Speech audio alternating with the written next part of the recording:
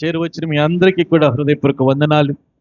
చక్కటి వాక్యముతో మనలను మరి సర్వసత్యంలోనికి నడిపించినటువంటి పరిశుద్ధాత్మ దేవునికి అనంత మహిమ కలుగునుగాక. ఒకసారి ఏం జరిగిందంటే, ఒక 4 సంవత్సరాల పిల్లోడిని ఎత్తుకుంటూ వచ్చిందో తల్లి.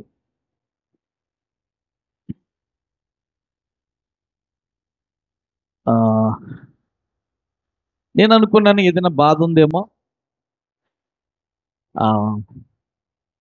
ప్రార్థన చేయించడానికి తీసుకొచ్చిందని చెప్పేసి అనుకున్నాను. కానీ బాధ లేదు. ఆమె సైకిల్ కొన్నారంట, ఎవరో ఆ అబ్బాయికి సైకిల్ కొన్నారంట, చిన్న సైకిల్ కొంటే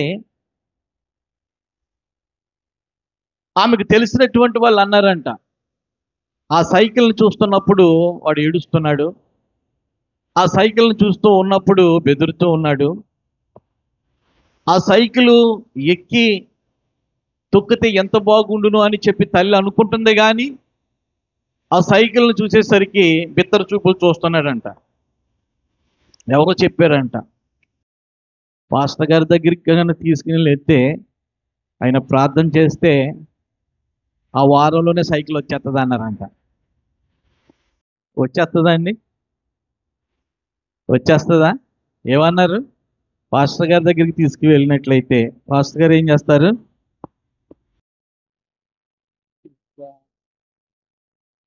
పాస్టర్ గారు ఏం చేస్తారు? ప్రార్థన చేస్తారు, అంతే. ఆ వారంలో ఏమొచ్చేస్తుంది? సైకిల్ వచ్చేస్తుంది. పాపం అన్యురాలు, ఏమీ తెలియదు యేసయ్య గురించి. కానీ వచ్చి చెప్పినటువంటి మాటలను బట్టి ఆమెకు విశ్వాసం కలిగింది. దానితో ఆమె తీసుకుని వచ్చిందన్నమాట. పేరు అడిగాను, ఊరు అడిగాను. ఎప్పుడైనా చర్చికి వెళ్ళారమ్మా అని చెప్పేసి అంటే ఎప్పుడూ వెళ్ళలేదండి. ఇప్పుడు ఏం చెయ్యాలమ్మా అంటే ప్రార్థన చెయ్యండి అయ్యగారు అని చెప్పేసి. అమ్మ, ప్రతి దానికి బైబిల్ గ్రంథంలో ప్రతి దానికి ఏముందంట? సమయం ఉందంట. ఏముంది? ప్రతి దానికి సమయం ఉంది. విత్తనం పెట్టిన వెంటనే మొక్క వస్తుందా అమ్మా?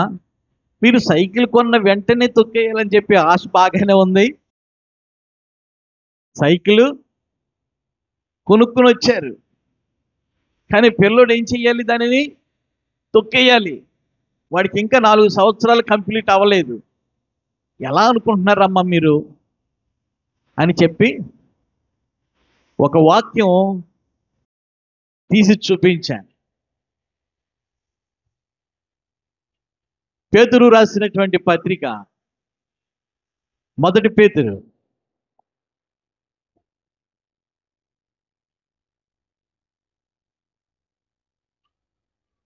5వ అధ్యాయము 6వ వచనం. దేవుడు తగిన సమయమందు మిమ్మును హెచ్చించునట్లు ఆయన బలిష్టమైన చేతి క్రింద దీన మనస్కులై ఉండుడి. వాక్యములు ఇలా ఉంది. బైబిల్లో ఏం రాస్తుందమ్మా? తగిన సమయము.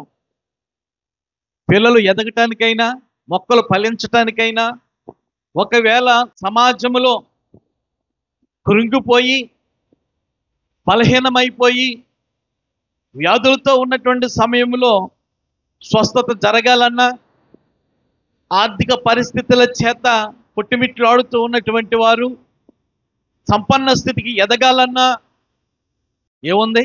తగిన సమయం ఉంది. ఏ సమయం ఉంది? తగిన సమయం ఉంది.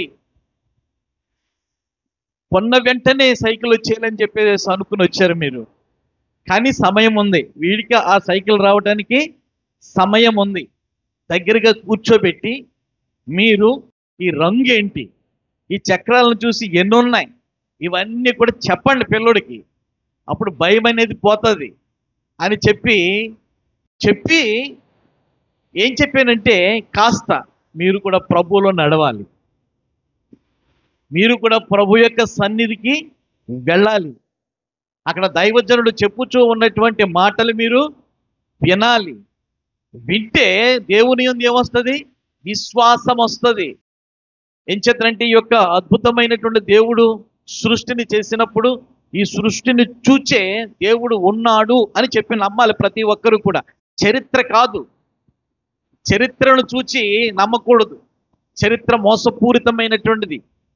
కారణం ఏమిటంటే యేసుక్రీస్తు ప్రభువుతో నడిచినటువంటి అపోస్తులు మేము ఎవరిని తాకామో, ఎవరిని చూచామో, ఎవరితో సహవాసం చేసామో ఆ మహనీయుని యొక్క చరిత్ర రాస్తున్నామని బాగానే రాశారు.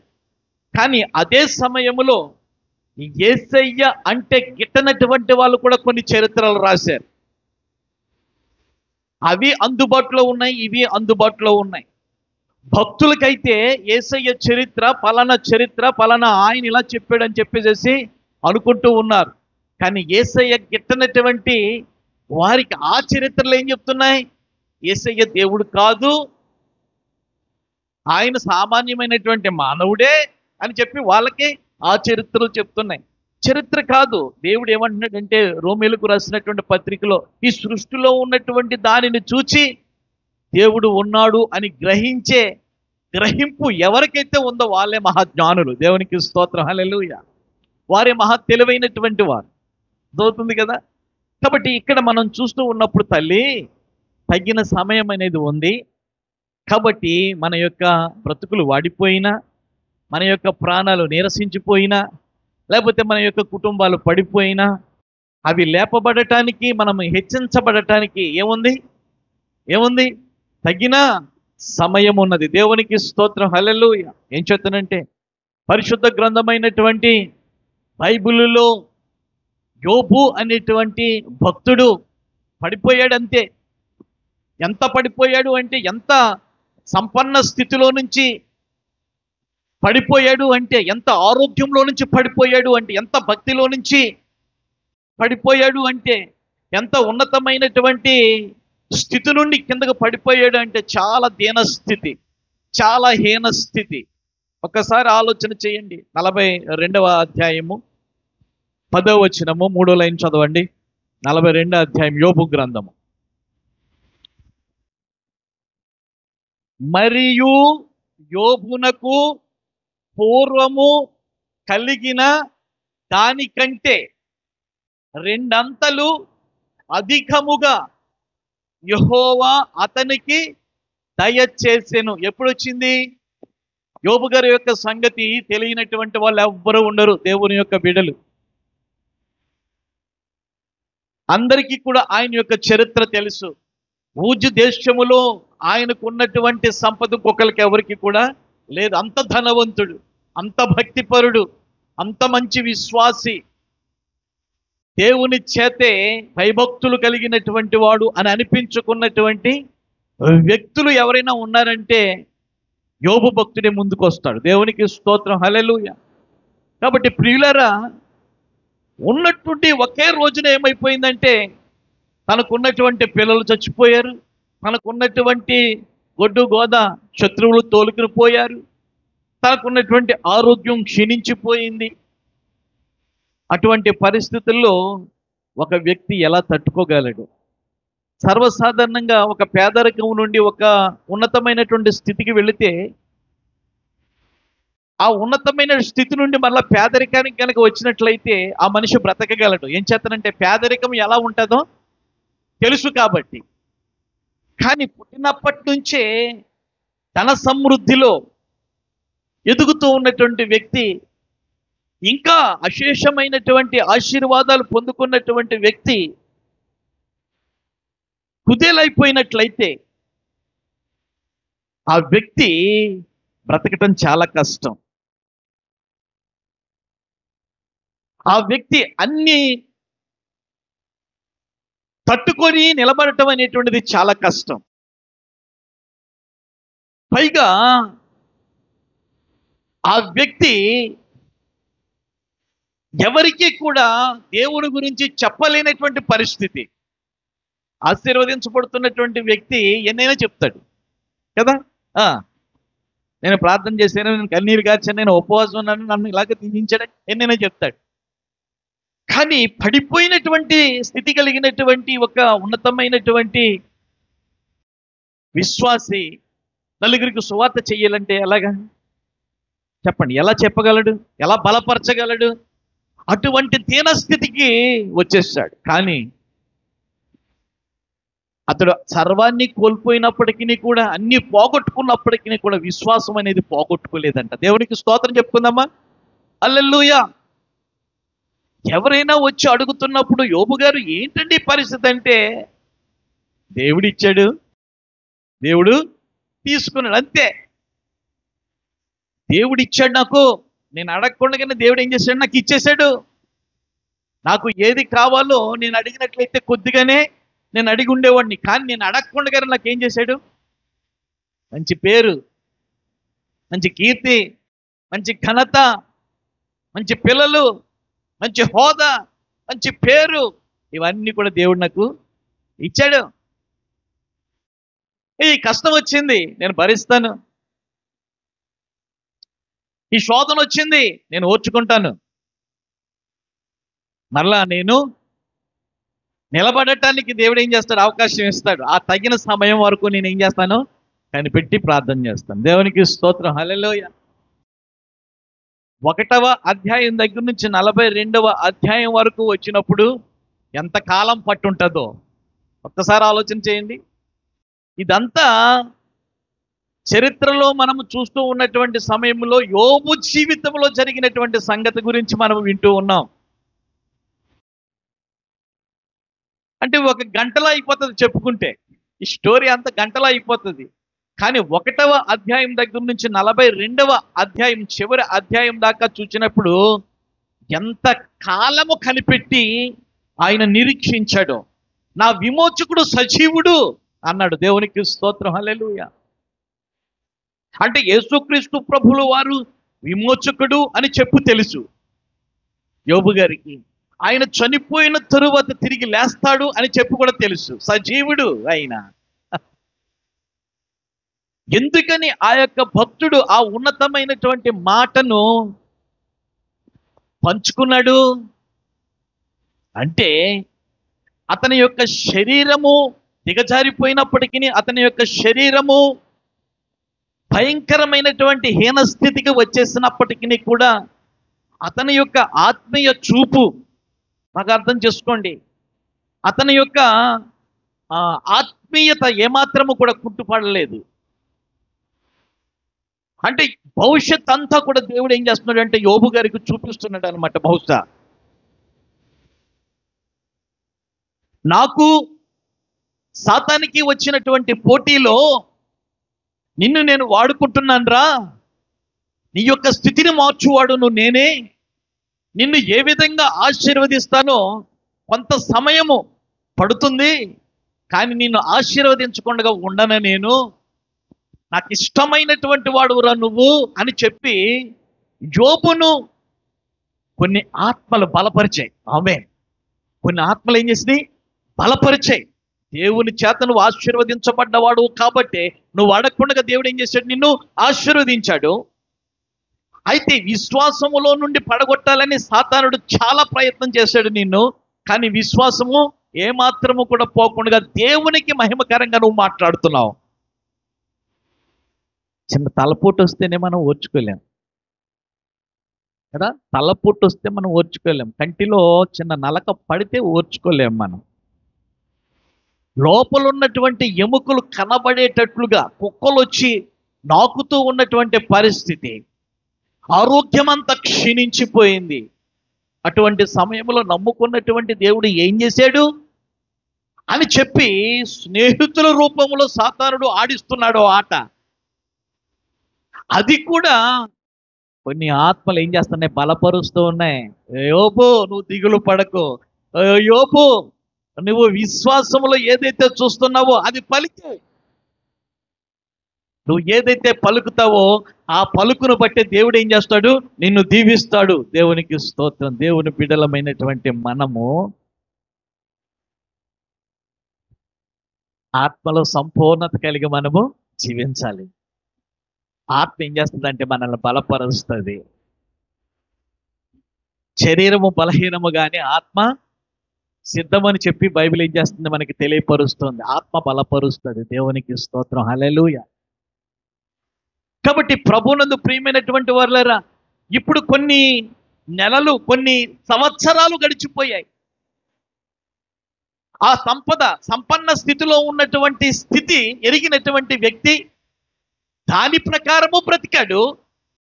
ఆ సంపన్న స్థితి పోయిన తరువాత ఎంత భయంకరమైనటువంటి దీన స్థితికి వచ్చేసాడో, దీనిలో కూడా దేవుడు ఏం చేస్తున్నాడు, బ్రతికేటట్లుగా బలపరుస్తున్నాడు. ఆమేన్. అది దేవుని యొక్క బిడ్డలకు ఉన్నటువంటి పౌరుషం అంటే. వాళ్ళు ఏదో అన్నారని చెప్పి, ఏం లేదో అన్నారని చెప్పి ములుగుతూ దేవుని దగ్గర నన్ను ఎన్నెన్నో అనేస్తారు ప్రభువా, అసలు నిన్ను నమ్ముకుంటే నాకు దరిద్రం అంతా పోతుందని నిన్ను నమ్ముకున్నాను ఆయన. ఏదో 2 ఎకరాలు నువ్వు నాకు ఇస్తావేమో అని చెప్పేసేసి నేను నిన్ను నమ్ముకున్నాను నాయన. ఏదో ఒక పెద్ద కారు ఇస్తావని నమ్ముకున్నాను నాయన. దేవుడు తప్పకుండా ఇస్తాడు. దేవుడు తప్పకుండా ఇస్తాడు.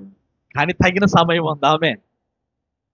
సమయం వరకు కూడా మనం ఏం చేయాలి, యోబులాగా కనిపెట్టాలి. ఆమేన్. అది ఏంటి, యోబు గారులాగా మనము కనిపెట్టాలి, నిరీక్షించాలి, దేవునిని హెచ్చించాలి, దేవునిని గణపరచాలి.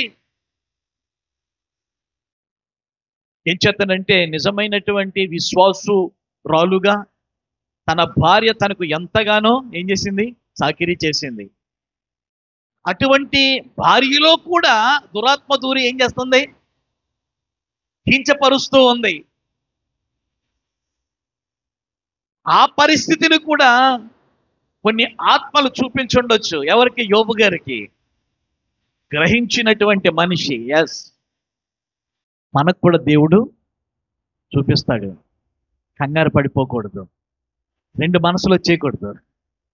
నీకు నాకు 2 మనసులు వచ్చేసినాయి అనుకో, 2 పడవల మీద కాళ్ళేసినట్లు. దీవించబడుతూ ఉన్నప్పుడు దేవుణ్ణి స్తుతించాలి, దీవెనలు పోయినప్పటికీ కూడా దేవుణ్ణి, సన్నిధిని, వాక్యాన్ని, ప్రార్థనను వదలకూడదు. అటువంటి మర్యాదస్తుడు ఎవరంటే యోబు గారు. ఆమేన్. దేవుడు అంటే మర్యాద, దేవుని యొక్క దర్శనం అంటే ప్రాణం.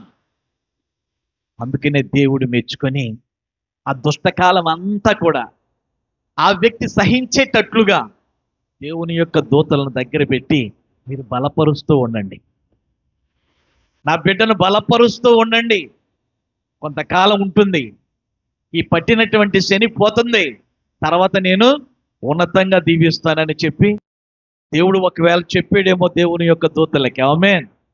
ఏం చేతనంటే దేవుని యొక్క దూతలు కూడా దేవుడు ఆదేశిస్తేనే మన దగ్గరికి వచ్చి పరిచర్య చేస్తాయి. దేవునికి స్తోత్రం, హల్లెలూయా.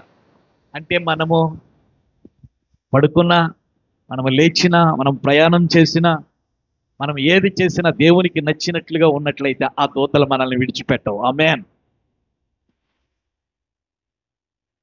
కాబట్టి ప్రభువునందు ప్రియమైనటువంటి వారు ఇప్పుడు చదువమ్మది, ఇప్పుడు చదువు.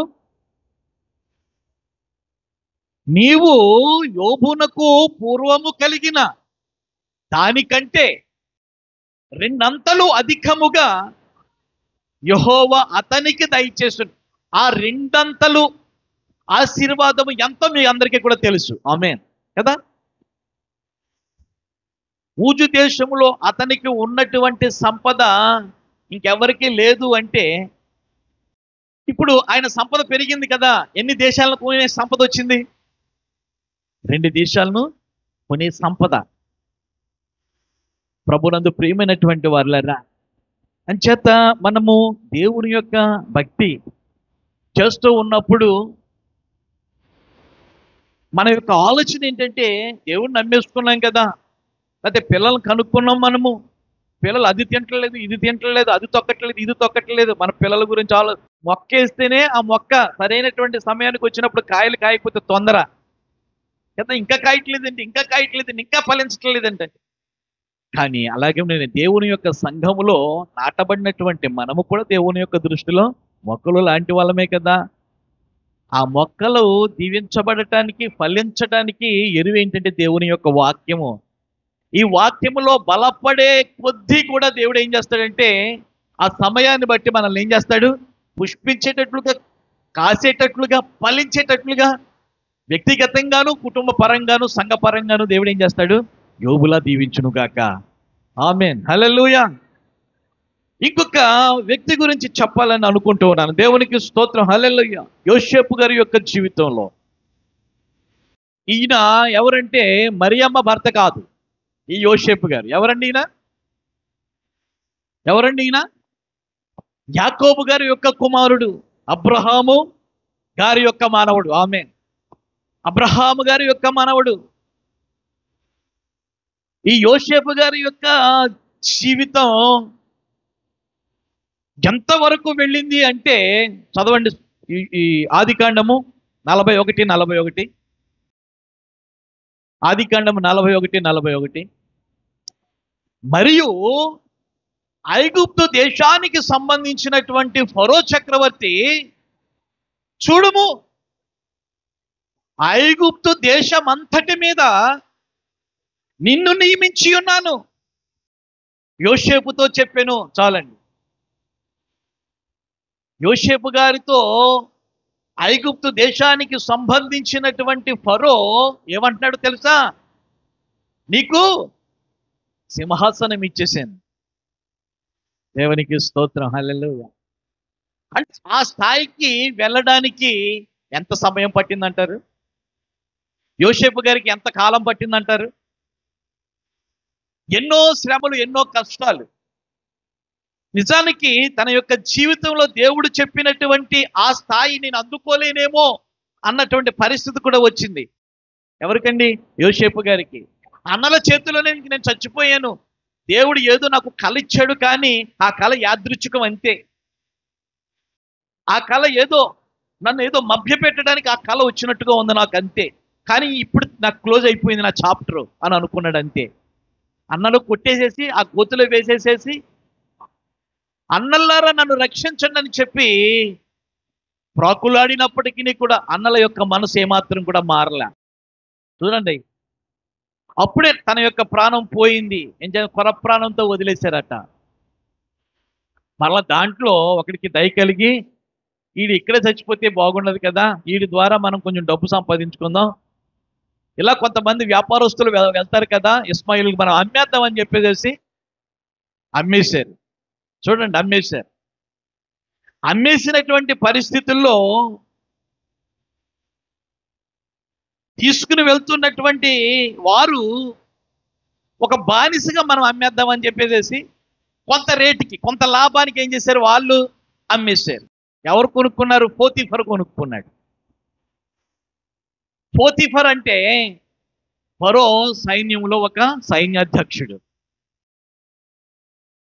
ఐగుప్తు సైన్యానికి సైన్యాధ్యక్షుడు. ఇంటిలో పడి ఉంటాడు, బయట పనులన్నీ కూడా చక్కగా చేస్తాడు.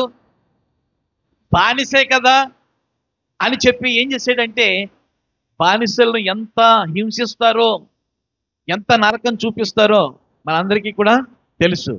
ఏం చేస్తానంటే, ఐగుప్తు దేశంలో ఇశ్రాయేలు ప్రజలకు ఎన్ని కష్టాలు వచ్చినాయో కదా, ఎన్ని శ్రమలు వచ్చినాయో కదా. ఏ రోజు కూడా వీపు మోత లేకుండా మగవాళ్ళు పని చేయలేదంట. అర్థమైందా? ఫరో ఎంత కఠినమైనటువంటి బాధ్యతాయుతమైనటువంటి పనులు చెప్పేవాడు, చాలా భయంకరమైనటువంటి బరువు పనులు చెప్పేవాడు. ఆ పనులు ఇన్ టైంలో చేయకపోయినట్లయితే ఆ ప్రక్కనే సైనికులు ఉండేవారట. వాళ్ళు ఏం చేసేవారు? కొట్టేవారు అన్నమాట. ఏమైపోయిందంటే వాళ్ళ యొక్క శరీరము కాయదేరిపోయింది. ఎన్ని కొట్టినప్పటికీ కూడా ఏమైపోయిందంటే బండబారిపోయింది. అయినప్పటికీ కూడా ఆ విధమైనటువంటి బానిసత్వమే బాగుందని చెప్పేసి పడ్డ తర్వాత కూడా ఏం చేసేవారంటే ఆ ఐగుప్తు యొక్క సహవాసాన్ని కోరుకునేవారంట. ఐగుప్తులో తిన్నటువంటి తిండును వాళ్ళు గుర్తు చేసుకునేవారంట. చూడండి ఎంత దౌర్భాగ్య స్థితో. అయితే ఇక్కడ మనం చూస్తూ ఉన్నప్పుడు యోసేపు ఒక బానిసగా అమ్మివేయబడ్డాడు. పోనీ అక్కడ అమ్మివేయబడ్డాడు సరే, అక్కడ మరలా శోధన వస్తే ఏ జైల్లో పడ్డాడు? ఐగుప్తు దేశంలో జైల్లో పడ్డాడు. ఇప్పుడు దేవాది దేవుడు తీసుకుని వెళ్ళి నిన్ను ఉన్నతమైనటువంటి స్థితిలో పెడతాను అని చెప్పి చిన్నప్పుడు ఒక కళ ద్వారా సూచించినటువంటి ఆ యొక్క సూచనలు చేరడానికి ఏమైనా పొత్తుందంటారా? కనీసం నిరీక్షణ ఏమైనా ఉన్నదంటారా? కానీ అడుగడుగునా నా తండ్రి అయిన దేవా, నా తండ్రి గారికి తోడుగా ఉన్నావు, నాకును తోడుగా ఉండు. మా తాతయ్య గారికి తోడుగా ఉన్నావు, నాకును తోడుగా ఉండు. ఎన్ని నిందలు వచ్చినా, ఎన్ని శ్రమలు వచ్చినా, ఎన్ని కష్టాలు వచ్చినా నీవు నా పట్ల ఏదైతే వాగ్దానం చేసి నాకు చూపించావో ఆ ఉన్నతమైన స్థితికి నువ్వు తీసుకుని వెళ్ళగలవు. అదే నిరీక్షణ. దేవునికి స్తోత్రం. దేవుడు మనకు చూపించినా చూపించకపోయినా, లేకపోతే మనకు చెప్పినా చెప్పకపోయినా వాక్యమే మనకు ఆధారం. ఏమిటంటే ఆధారం, నిన్ను తలగా చేస్తాను కానీ నిన్ను తోకగా చెయ్యి. దాని అర్థం ఏంటో తెలుసా? నిన్ను అడుక్కునే వాడిగా నేను చెయ్యి, పెట్టేవారిగా నేను చేస్తాను అని చెప్పి దాని అర్థం. మన కన్న తండ్రి, ఆయన యొక్క ఆశ, ఆయన శ్రీమంతుడు కాబట్టి ఆయన పిల్లలమైనటువంటి మనము కూడా అంత సంపన్న స్థితిలో ఉండాలని చెప్పి ఆశపడుతున్నటువంటి సమయంలో ఈ యోసేపు గారికి ఎన్ని నిందలు వచ్చినా, ఎన్ని శ్రమలు వచ్చినా, ఎన్ని సమస్యలు వచ్చినప్పటికీ కూడా దేవుణ్ణి వదల్లా. తగిన సమయం కొరకు కనిపెట్టాడు. ఆ సమయం వచ్చేసింది. ఇప్పుడు జైల్లో ఉన్నటువంటి వ్యక్తిని రాజు రమ్మంటున్నాడు. ఆమేన్. ఏం చేస్తున్నాడండి? రాజుగారు రమ్మంటున్నారు. ఇప్పుడు చదువమ్మా. మరియు ఫరో చూడుము, యోసేపు చూడవయ్యా, ఐగుప్తు దేశమంతటి మీద నిన్ను నియమించి ఉన్నాను. దేవునికి స్తోత్రం. హల్లెలూయా. యోసేపు ఎక్కడ వాడండి? యోసేపు యొక్క కులం తెలుసా? యోసేపు గారి యొక్క గోత్రం తెలుసా? యోసేపు గారి యొక్క పౌరస్థితి తెలుసా? యోసేపు గారి యొక్క స్టేటస్ తెలుసా? యోసేపు ఎవడు కొడుకో తెలుసా? తెలియదు ఫరోకి. కానీ ఫరో చక్రవర్తికి మేలు చేసే వాణిగా దేవుడు ఏం చేశాడు? ఉపయోగించుకున్నాడు. ఆమేన్. అర్థమైందా? ఫరోకి మేలు చేసే వాణిగా తన హృదయంలో ఉన్నటువంటి కలతనంతా కూడా ఆ దేశంలో ఉన్నటువంటి గారడి విద్య కలిగినటువంటి వారు, జ్ఞానవంతులు, పండితులు, ఏమండి, ఎవరు కూడా తీర్చలేదండి. కానీ ఎవరు తీర్చారు? యోసేపు ఒక్కడే సమర్థుడు. దేవునికి స్తోత్రం. హల్లెలూయా. నువ్వు దేవుని యొక్క ఆత్మ కలిగినటువంటి మనిషి అని నేను గ్రహించాను. ఈ దేశం అంతటి మీద నీకు అధికారం ఇస్తున్నానని చెప్పేసి అభయం ఇస్తున్నాడు. దేవునికి స్తోత్రం. హల్లెలూయా. ఎస్, తగిన సమయం. ఆ సమయము వచ్చేంత వరకు కూడా ఆత్మీయ పిల్లలుగా మనము ఎవరిని కూడా వదిలిపెట్టే దేవుడు కాదు, ఎవరిని విడిచిపెట్టే దేవుడు కాదు. కానీ మనమే విడిచిపెట్టేస్తాం. చేసే ప్రార్థన ఒక గంట సేపు ఎక్కువ చేసాము అనుకోండి, అయ్యి బాబాయ్ ఎంత చేసేసానా, ఇంకా రాలేదేంటి దేవుడు నా దగ్గరికి, ఇంకా నాకు ఏమీ కనిపించలేదేంటి నిదర్శనం, ఇన్ని రోజులు నేను ఉపవాసం చేశాను, అచ్చి బాబాయ్ ఎలా గడిచిపోయినాయో, ఇదేంటి వాక్యం ద్వారా మాట్లాడుతున్నాను అన్నాడు, ఇంకా నాకు దర్శనం కలగల. ఇలాగ మనం నీరసించిపోతూ ఉంటాం. కానీ ఒక సమయం అనేటువంటి, ఎంత గొప్ప మాట మాట్లాడుతున్నాడు పేతురు గారండి. దేవుడు తగిన సమయం ముందు మిమ్మును హెచ్చించినట్లు ఆయన బలిష్టమైన చేతి క్రింద దీన మనస్కులే. హల్లెలూయా. యోబు గారు ఏ మనసు కలిగి ఉన్నాడు? దీన మనస్సు. యోసేపు గారు ఏ మనసు కలిగి ఉన్నాడు? దీన మనస్సు. హల్లెలూయా. దేవునికి స్తోత్రం. హల్లెలూయా. ఎస్తేరు గ్రంథము చూడండి, 2వ అధ్యాయం 16వ వచనము. ఎస్తేరు గ్రంథము 2వ అధ్యాయం 16వ వచనం.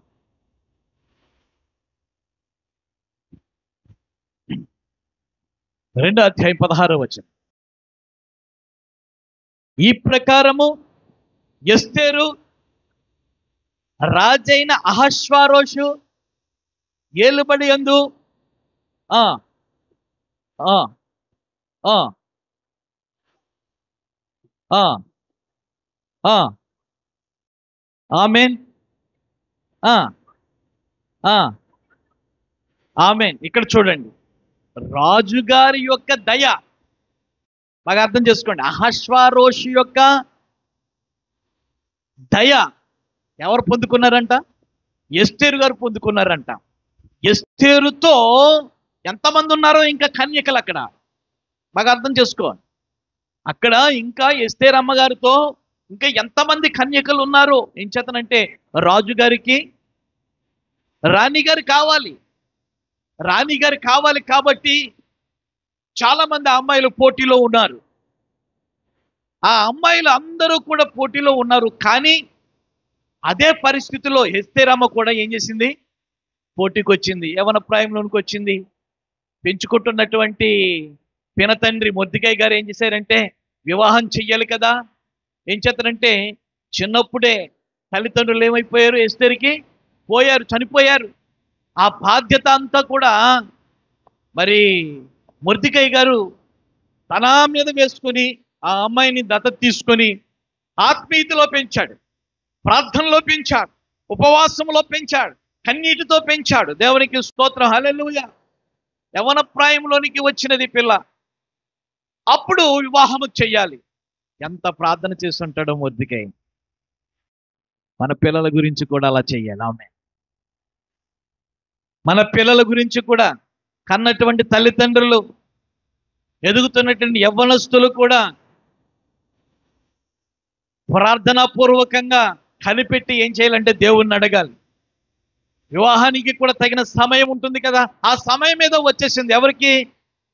ఎస్తేరు గారికి వచ్చేసింది.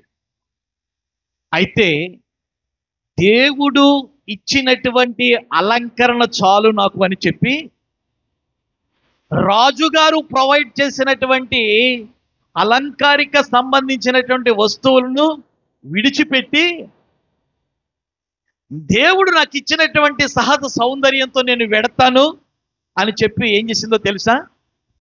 తన యొక్క ప్రదర్శన ప్రదర్శించింది. అందరినీ చూచినటువంటి అహశ్వారోషు రాజుగారు ఎవరి మీద దయ చూపించాడంట? ఎస్తేరు మీద చూపించాడంట. ఎప్పుడైతే ఎస్తేరు మీద చూపించాడో మిగతా వాళ్ళందరూ కూడా ఏమైపోయారు? డిస్క్వాలిఫై అయిపోయారు.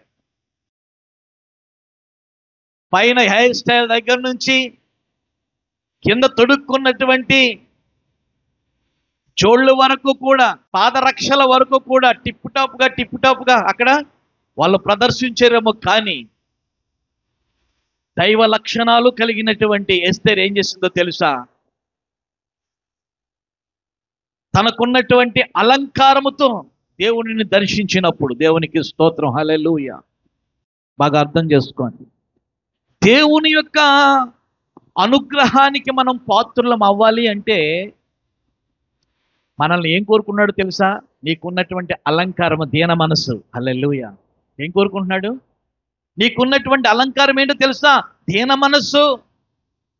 ఆ దీన మనస్సును గనక నువ్వు కలిగి ఉన్నట్లయితే, నేను కలిగి ఉన్నట్లయితే దేవుడు ఏం చేస్తాడంట?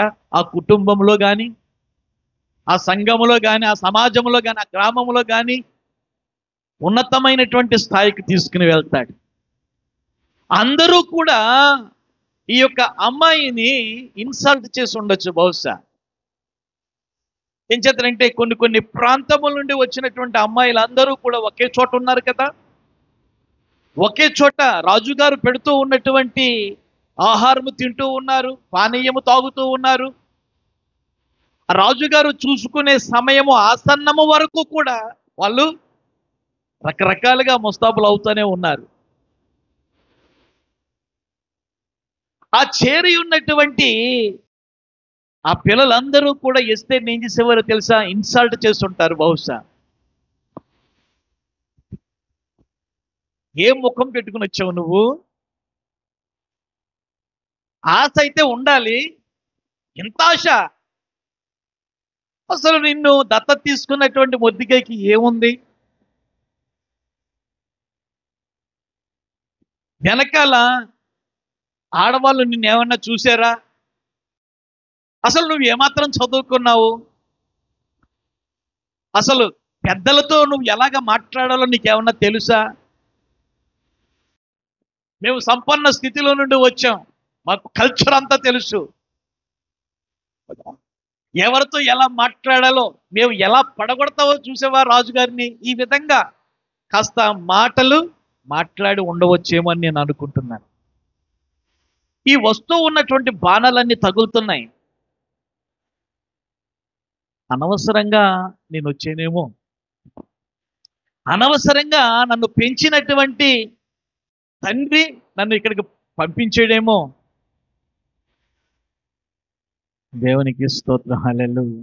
ప్రభునందు ప్రియమైనటువంటి వారులారా, కొన్ని సాక్ష్యాలు వింటూ ఉన్నటువంటి సమయంలో ప్రార్థనా పూర్వకంగా సిద్ధపడి ఉద్యోగానికి వెళ్ళినటువంటి వాళ్ళే విన్ అవుతున్నారండి. ఆమేన్. అర్థమైందా? మార్కులను బట్టి కాదు, వేసుకున్నటువంటి డ్రెస్సును బట్టి కాదు, చెప్పే సమాధానాన్ని బట్టి ఏమైపోతున్నారు? వాళ్ళు క్వాలిఫై అయిపోతున్నారు. ఎవరు నేర్పుతున్నారంటే పరిశుద్ధాత్మ దేవుడు ఏం చేస్తున్నాడు? పిల్లలకు ట్రైనింగ్ ఇచ్చేస్తూ ఉన్నాడు. దీన మనసు అట. ఏ మనసు? దీన మనసు. ఈ ఈ ఈ యొక్క పరిశుద్ధాత్మ దేవుడు ఈ యొక్క భక్తునిలో నుండి ఈ పూట మన సంఘాన్ని హెచ్చించడానికి కదా, మన సంఘాన్ని హెచ్చించడానికి. కొంతమంది నాకు ఇంకా స్వస్థత రావట్లేదండి,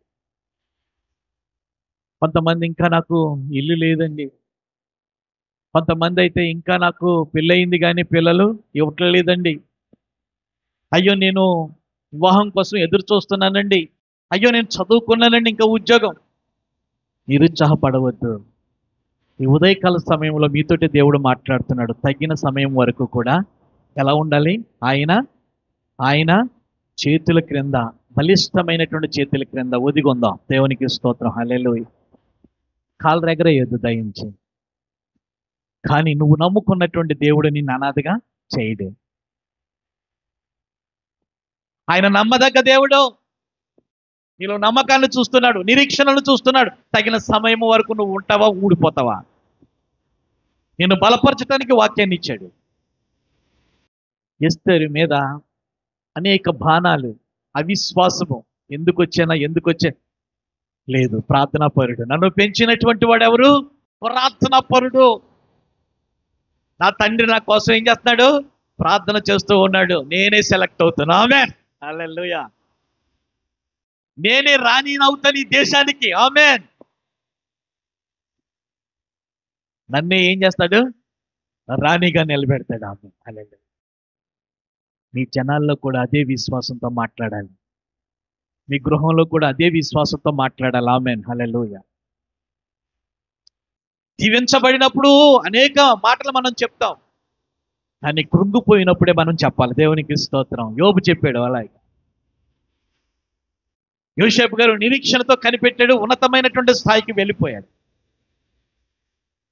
ఎస్తేరు కనిపెడుతూ ఉంది, సమయం వచ్చేంత వరకు కనిపెడుతూ ఉంది. ఉన్నటువంటి సహజ అలంకారముతో ఏం చేసిందంటే ప్రత్యక్షమైంది రాజు దగ్గర. పెళ్లి చూపులకు వెళ్తూ ఉంటాం.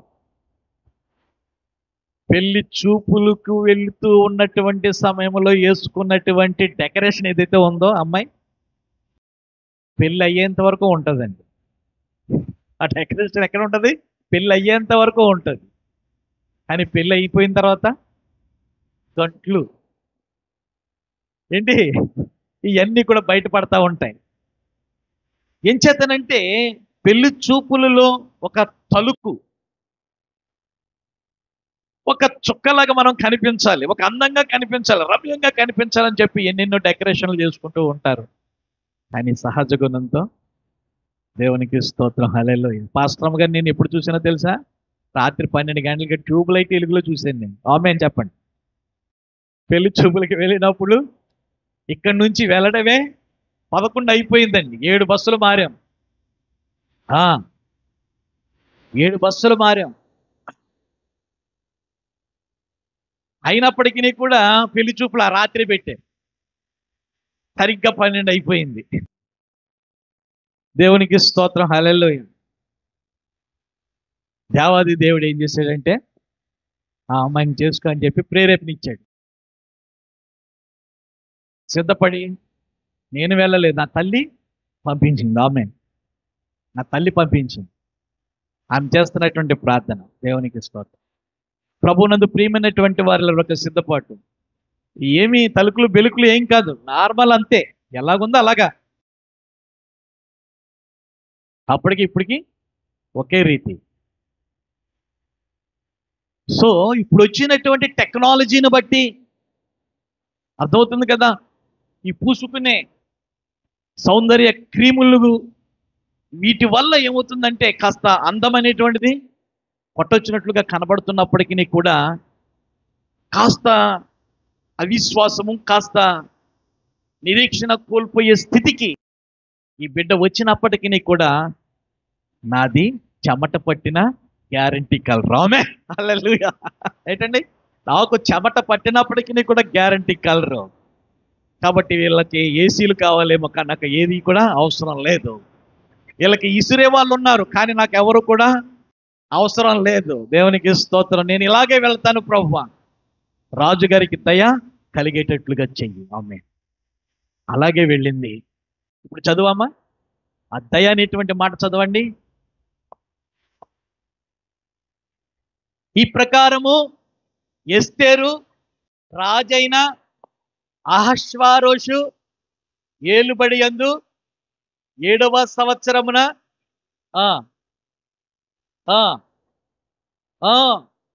అతని యొద్దకు పోగా అందరికంటే రాజు ఎస్తేరును ప్రేమించెను. ఆమేన్ హల్లెలూయా. ఎవరిని ప్రేమించాడట? ప్రేమించాడు కాబట్టి పెళ్లి చేసుకున్నాడు. ఆమేన్ హల్లెలూయా. దేవునికి స్తోత్రం. హల్లెలూయా. తగిన సమయము. ఏంటండి? తగిన సమయము. ప్రభునందు ప్రియమైనటువంటి వారులారా, దేవుడు గొప్ప దేవుడు. నిరుత్సాహపడవద్దు. నేను ఎంత ప్రార్థన చేశాను, ప్రతి ఇన్ని అధ్యాయాలు చదివాను, ఇంకా నాకు ఆయన కృప లేకపోతే ఆయన కనికరం నా మీదకి రావట్లేదని చెప్పేసి దిగులు పడవద్దు. దేవుడు చూస్తున్నాడు నీలో ఉన్నటువంటి విశ్వాసం. దేవుడు చూస్తూ ఉన్నాడు నీలో ఉన్నటువంటి సహనం. ప్రార్థన చేయి. అక్కడ ఉన్నటువంటి తల్లి ఏం చేస్తుందండి, నా దగ్గరికి వచ్చి, బాబా మా అబ్బాయి ఇంకా త్రాగుడు మానలేదయ్యా, ఇల్లు గుల్ల చేసేస్తున్నాడు, చాలా వేధిస్తున్నాడు అని చెప్పేది ఆ తల్లి ఎక్కడి నుండో వస్తుంది. దేవునికి స్తోత్రం. హల్లెలూయా. కాబట్టి త్రాగుబోతుగా మారి ఇంటిని పట్టించుకోక, తల్లిని పట్టించుకోక, ఈ విధంగా మారిపోయినటువంటి స్థితిలో ఎవరు గుర్తుకొచ్చారు? యేసయ్య గుర్తుకొచ్చాడు. నిజమే. యేసయ్య ఏం చేస్తాడు? హృదయాలను మార్చే దేవుడు, కలతలను తొలగించే దేవుడు. ఎక్కువగా నేను కదా ప్రార్థన చేసేది, ఆ తల్లే. దేవా నీ పాదాలు అట్టుకుంటున్నాను ఆయన, నువ్వు ఎప్పుడు మారుస్తావో మార్చు, అన్ని సన్నిధికి రావాలని చెప్పి ఆ తల్లి ప్రార్థన చేస్తే తప్పకుండా దేవుడు ఏం చేస్తాడు? మన దేవుడు చెవులు లేనటువంటి వాడు కాదు. ఆమేన్. అర్థమైందా? చెవులు లేనటువంటి దేవుడు కాదు. మనకు చెవులను నిర్మించాడంటే ఆయనకు చెవులు ఉన్నట్టే. నువ్వు బాధపడుతున్నావు, నువ్వు గట్టిగా మాట్లాడుతున్నావు, గట్టిగా చెప్తున్నావు అంటే ఆయన వినే దేవుడు. ఆమేన్ హల్లెలూయా. నీ కోష అంతా కూడా ఎవరు వింటున్నారు? నా దేవుడు వింటూ ఉన్నాడు. తగిన సమయం వరకు కూడా ప్రభువా నేను కనిపెడుతున్నాను, నువ్వు కార్యం చెయ్యి నాయనా, నా యొక్క అబ్బాయి యొక్క మనసు నువ్వు మార్చు, ఆ యొక్క త్రాగుడు అనేటువంటి దెయ్యాన్ని నా అబ్బాయిలో నుంచి పోగొట్టు నాయనా అని చెప్పి ప్రార్థన చేయి తల్లి. దేవుడు తప్పకుండా నీ ప్రార్థన ఆలకిస్తాడు. మరలా నువ్వే సాక్ష్యం చెప్తావు, జనవరికి రక్షణ పొందేస్తారు. దేవునికి స్తోత్రం. హల్లెలూయా. ఇంకొక వ్యక్తిని ఒక రాజు ఏం చేస్తున్నాడంటే సన్మానించి, ఒక సామాన్యమైనటువంటి మనిషి కాళ్ళ మీద పడిపోయి ఒక రాజు పూజించేస్తున్నాడు. దేవుళ్ళగా పూజించేస్తున్నాడు. ఎవరో తెలుసా? దానియేలు గ్రంథం చూడండి. దానియేలు గ్రంథము 2వ అధ్యాయం 46వ వచనం.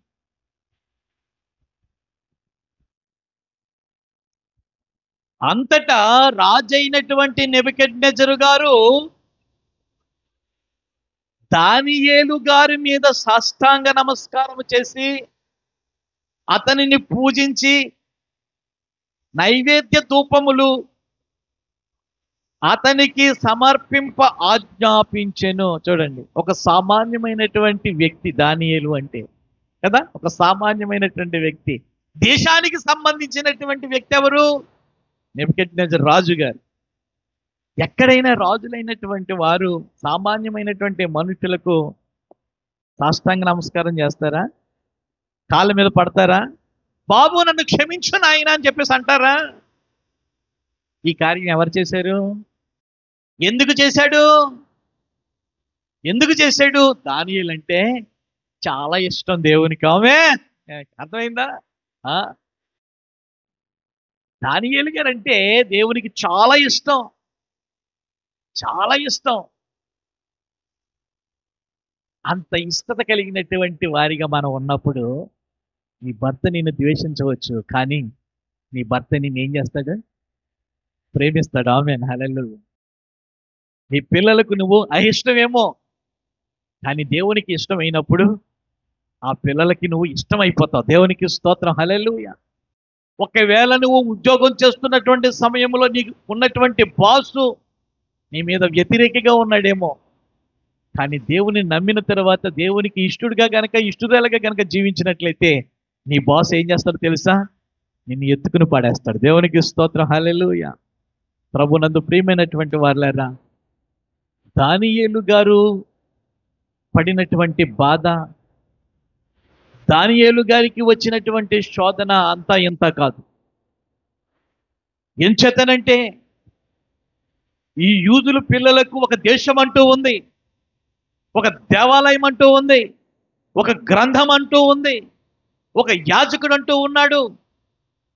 కానీ ఉన్నట్టుండి ఆ దేశంలో ఉన్నటువంటి కొంతమందిని నెబుకద్నెజర్ ఏం చేశాడు? బానిసలుగా తీసుకుని వచ్చేసాడు బబులోనుకు. నిజంగా అటువంటి విధానము దైవభక్తి పరంగా ఎదుగుతున్నటువంటి వారికి ఆ హృదయంలో ఎంత కలత ఉంటుందో ఒక్కసారి ఆలోచన చేయండి. ఇది అన్యుల దేశం ప్రభువా, విగ్రహాలతో నిండిపోయినటువంటి దేశం ప్రభువా, ఎక్కడ చూసినా ఈ అన్యులకు సంబంధించినటువంటి దేవాలయాలే, కానీ నిన్ను పూజించడానికి, నిన్ను సేవించడానికి, నీ యొక్క సన్నిధిలో ప్రార్థన చేయడానికి అసలు అవకాశమే లేదు. నేను చేస్తున్నటువంటి స్థలంలోనే నీ యొక్క సన్నిధి ఉంచు నాయనా, నేను చేస్తున్నటువంటి సన్నిధిలోనే నీ యొక్క ప్రభావం దిగువచ్చును గాక తండ్రి. కానీ ప్రార్థన మానేయలేదు. దేవునికి స్తోత్రం. ఎంత శోధన వచ్చినప్పటికీ కూడా ప్రార్థన మానేయలేదు, దేవుణ్ణి విడిచిపెట్టలేదు. ఇంకా ఆ వయసులో సమకాలీకులుగా ఉన్నటువంటి వ్యక్తులను కూడా స్నేహంతో భావించి మనం ప్రార్థన చేద్దాం. మనం ప్రార్థన చేస్తే పడిపోయినటువంటి వారిని లేపే దేవుడు కదా. మన దేశంలో మన భక్తిని ప్రదర్శించుకోవటం కాదు, ఈ దేశంలో మన యొక్క విశ్వాసాన్ని చూపించాలి మనం. ఆమేన్, అర్థమైంది కదా. విశ్వాసులం అనేటువంటి పేరు ఉంది, కానీ విశ్వాసం మనం చూపించాలి. అది విశ్వాసులు అనేటువంటి పేరు మనకైతే ఉంది, కానీ విశ్వాసము మనము చూపించాలి. ఇతరులకు చూపించాలి, కుటుంబంలో చూపించాలి, సమాజంలో చూపించాలి. చూపించినప్పుడు మనము దేవుని పిల్లలమని చెప్పి చూసేసరికి తెలిసేసుకుంటారు దేవుని పిల్లలు క్రైస్తవులు అని చెప్పి. అది గొప్పతనం కాదు, అది గొప్పతనం కాదు అబ్బే. కానీ విశ్వాసము అనేటువంటిది మనం ఎక్కడ జీవించినప్పటికీ దేవుని కార్యం మన పట్ల జరగాలండి. అది మనం క్రైస్తవులు అయిపోయినంత మాత్రాన కరుణామయుడైనటువంటి దేవుడు కరుణతో మన పట్ల ఏమాత్రం కూడా చూపించడు. కానీ విశ్వాసము లేక క్రైస్తవులుగా మారకపోయినప్పటికీ కూడా విశ్వాసము కనుక ఉన్నట్లయితే, కొర్నేలి ఎవరండి అసలు? కొర్నేలి గారు ఎవరు? విశ్వాసి కాదు, కానీ విశ్వాసాన్ని ఉంచుకున్నాడు దేవుని ఎడల. ఎంత గొప్పగా కొనియాడబడ్డాడు. ఆమేన్, హల్లెలూయా. కాబట్టి ఈ విధమైనటువంటి నిరూపణ ఇతరులకు జరగాలంటే, ఇతరులకు చూపించాలంటే మనం ఏం చేయాలంటే విశ్వాసం అనేటువంటిది కనుపరచాలి. ఇక్కడ పరిస్థితులన్నీ కూడా తారుమారైపోయి భక్తి పరులు ఎవరు కూడా కనిపించటం లేదు. అప్పుడు మనం ఐక్యతగా ప్రార్థన చేద్దాం. ఎక్కడ 2-3 కలిసి నా నామమున ప్రార్థన చేస్తారో అక్కడ ఉంటానని చెప్పినటువంటి దేవుని యొక్క శక్తి మనం చూద్దాం. రా అని చెప్పేసి షడ్రకు, మేషకు, అబేద్నెగో వీళ్ళందరితో కలిసి ఏం చేశాడంటే ప్రార్థన జ్వాల రేపుకున్నాడు. ఆమేన్. ప్రార్థనా దీపాన్ని వెలిగించుకున్నారు వాళ్ళు. అది కాగడలాగా ఏమవుతుంది, అది దివిటిలాగా ఏమవుతుంది, మండుతుంది. వీళ్ళతో దేవుని యొక్క మహిమ చుట్టూ ముగిపోయింది. దేవుడు చూశాడు, తగిన సమయం వచ్చింది, ఇప్పుడు నేను ఏం చేయాలి, వీళ్ళకి నేను పదవులను ఇవ్వాలని చెప్పేసి అనుకున్నాడు. హల్లెలూయా. వాళ్ళు ఏదో చదువుకున్నారు, లేకపోతే వాళ్ళు ఏదో చక్కగా డిగ్రీలు చేశారని చెప్పేసి ఇవ్వాలా. అర్థమైందా? ఆ రాజుకి వచ్చినటువంటి కల భావము చెప్పినందుకు గాను ఏం చేశాడో తెలుసా రాజు? ఇప్పుడు చదవమ్మా. అంతటా రాజుకు నెబుకద్నెజరు దానియేలునకు సాష్టాంగ నమస్కారం చూడండి, ఒక బానిసగా తెచ్చుకున్నటువంటి పిల్లోడు కాళ్ళ మీద పడి ఆ దేశానికి సంబంధించినటువంటి చక్రవర్తి అయి ఉన్నటువంటి నెబుకద్నెజరు అతన్ని పూజించడం కాదు, అసలే మొత్తం వాళ్ళందరికీ కూడా చెప్పేస్తున్నాడంట. ఒక ఆజ్ఞ జారీ చేసాడంట, మీరందరూ వచ్చి ఈయన కాళ్ళకి నమస్కారం చేయండి, పాదాలు కడిగేయండి శుభ్రంగాను, ఈయన దేవుడు. ఆమేన్. హల్లెలూయా. నిన్ను దేవుడిగా ఉంచాలని దేవుని యొక్క ఉద్దేశం. ఆమేన్. హల్లెలూయా. నీ ఇంట్లో నువ్వే దేవుడు, దేవతవు, అంతే. అర్థమైందా? మన విశ్వాసాన్ని చూపిస్తూ ఉన్నటువంటి సమయంలో మనమే దేవుడిగా ఉంటాం. అర్థమవుతుంది కదా? మనల్ని దేవుడిగా ఉంచుతాడు. ఫరోకు దేవుడిగా మోషేని పెట్టాడు. అది ఫరోకు శత్రువే నిజంగా, కానీ ఫరో యొక్క హృదయములో మోషే గారు ప్రత్యక్షమవుతున్నటువంటి సమయంలో దేవుడు వచ్చాడని చెప్పేసి మనసులో నమస్కరించేవాడట. అయితే రాజు కాబట్టి ఏం చేయాలని, మేకపోతు గాంభీర్యం చూపించాలి కదా. అందుకని చెప్పి ఏదో ఒక శత్రువుగా, నేను రాజును కాబట్టి నేను పంపించను అన్నట్లుగా ఏం చేసేవాడంటే హృదయాన్ని కఠినపరుచుకునేవాడు. ఆ ప్రజలందరికీ కూడా చెమట పట్టించేశాడు దేవుడు మోషే గారి ద్వారా. దేవునికి స్తోత్రం. ఎస్, అలాగ అగ్నిగా మనం మారాలి. ఆమేన్. అంతేగాని బాధలను బట్టి కృంగిపోయి నాకే ఎందుకు వచ్చింది, లేదు, తగిన సమయం ఉంది, నిన్ను హెచ్చించాలనే దేవుడు ఏం చేశాడు, నీకు అవకాశం ఇచ్చాడేమో. జాగ్రత్త సుమా. మన దేవుడు చేతకని దేవుడు కాదు. మన దేవుడు ఊడిపోయినటువంటి దేవుడు కాదు. మరణాన్ని జయించినటువంటి వాడు. నిన్ను నన్ను కూడా మరణాన్ని జయించే వారిగా చేయాలని చెప్పి ఆ ప్రభు యొక్క ఆశ. దేవుని యొక్క వాక్యం వింటున్నటువంటి సమయంలో ఈ రోజుతో అయిపోయేది కాదు విశ్వాసం, లేకపోతే ఈ రోజుతో అయిపోయేది కాదు వాక్యము, ఈ రోజుతో అయిపోయేది కాదు భక్తి, ఈ రోజుతో చచ్చిపోయేది కాదు. ఈ రోజు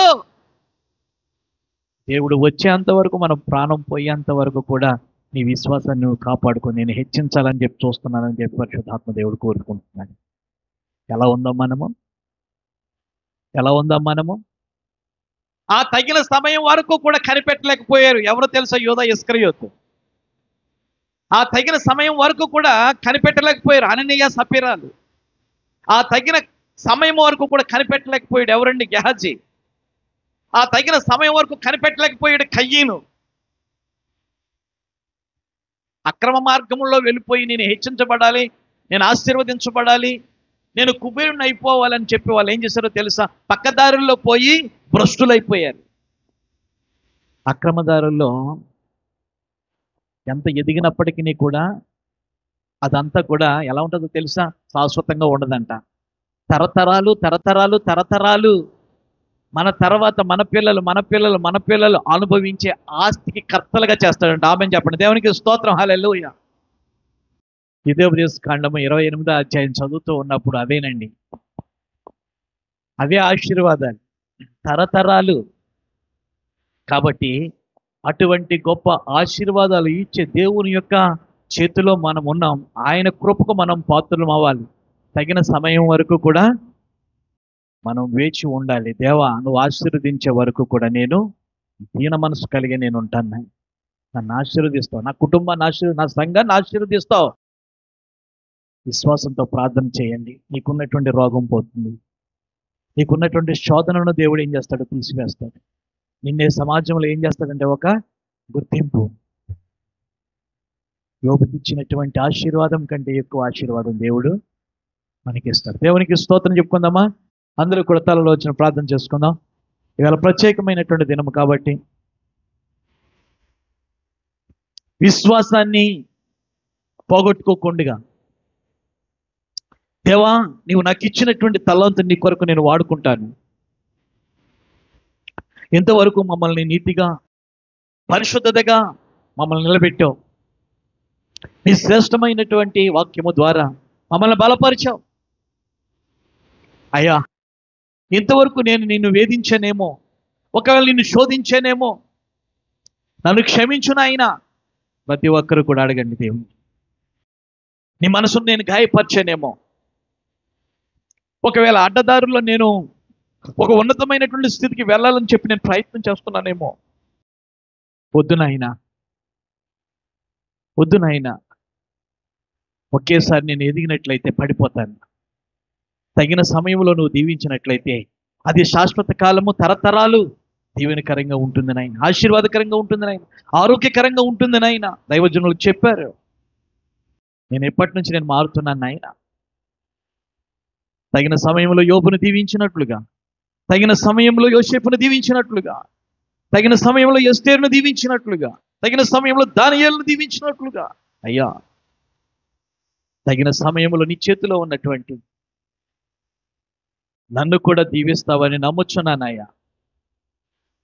అందరూ కూడా ప్రార్థనలో ఉందాం. పరిశుద్ధుడ నీకు వందనాలు. విత్తి ఉన్నటువంటి విత్తనాలు మంచి నెలలో పడి ఫలించులాగున నీ బిడ్డల యొక్క హృదయాలలో నా తండ్రినైనా విశ్వాసహితమైనటువంటి విత్తనాలుగా మీరు మార్చమని ప్రభా, తగిన సమయం వరకు కూడా, తగిన కాలం వరకు కూడా ప్రభా నువ్వు ఆశీర్వదించి హెచ్చించే సమయం వరకు నా తండ్రి యొక్క బిడ్డలు కనిపెట్టి ప్రార్థన చేసే కృపదయిచ్చి, యవ్వనస్తులు ముఖ్యంగా, అలాగే పెళ్ళైనటువంటి వారు బిడ్డల కొరకు అయ్యా నా తండ్రి నేను ఈ విధమైనటువంటి తొందరపాట్లు లేకుండా ప్రభువా నీ మీద ఆధారపడి ప్రార్థనతో ఫలితాలు పొందుకునే అంత నా తండ్రి నైనా కృప అయ్యా సంఘ బిడ్డలకు దయచేయమని ప్రార్థన చేస్తున్నాను. దీవించండి.